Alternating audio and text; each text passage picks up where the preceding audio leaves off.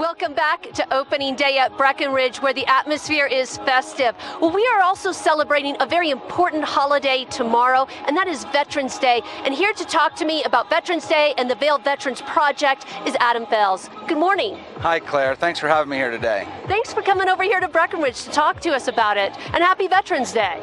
You know, thanks a lot. I'm here just to celebrate not just Veterans Day, but Veterans Year. We are really passionate about serving our veterans year-round at the Vail Veterans Program. And much like the Veterans Program here, where we serve wounded heroes right here at Breckenridge, we do the same thing in Vail year-round through our winter and summer programming. How long has this program been going on? This program was started by Cheryl Jensen in 2004. It started off as a very small program with about 8 or 9 veterans, and just last year we served 250 veterans and their families.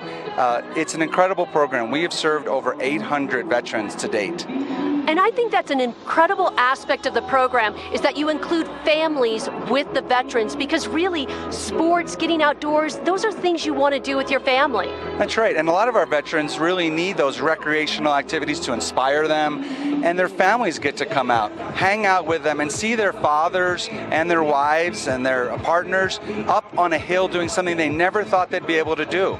And we use that as a gateway to work with them to reintegrate, re-energize, and regain their confidence to become a part of civilian society. You have programs throughout the year, too. Right, we do a winter program, 2 programs in the winter, and then 6 more programs in the summer. Everything from on snow to our caregiver program, specialized programs for their children, and then we get them out in the summer, fly fishing, horseback riding. It's awesome.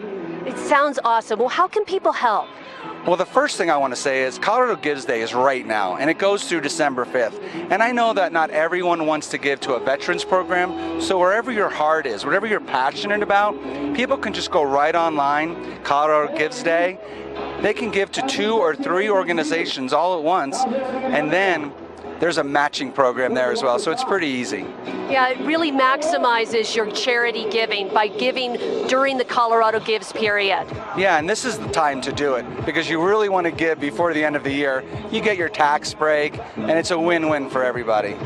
Do you already have the people that you're bringing to Vail lined up for the winter already? We do. We're always about a year out. We work with 3 major hospitals, Texas, San Diego, and out of Bethesda. And we work with their doctors and their caregivers to line them up early and then get them ready to come out here with their families. It's a logistic issue for a lot of families, but everything is taken care of. It's all free. And we also bring in their caregivers to support them should they struggle a little bit on snow. That's really important, because one of the things I thought I read is that for some people, this is their first time outside of a clinical setting. That can be true. In fact, once they get out here and they realize they can do it, we'll bring our veterans and their families back 2 or 3 times.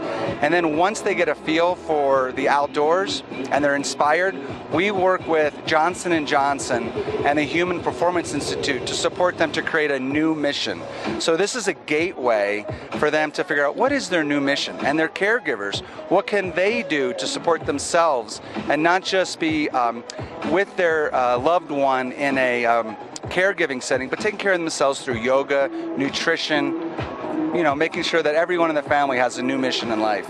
Is it fair to say that this isn't just life enhancing? For some of these veterans, it's life changing. It is, and that's really where we're all focused on, is we don't want this to be a one-shot wonder for our veterans.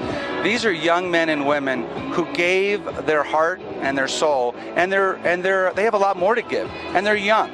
So many of them get right back into leadership roles, whether it's in the fire department or the police department or computer programming. We're here to support that mission. Well, Adam, thank you very much. And as a vet, I want to thank you on behalf of vets for all the great work you and your organization does. And thanks for coming on our show today. Thank you, Claire. It's my honor. We're going to take it over Mark. He's at Keystone, and he has your weather report.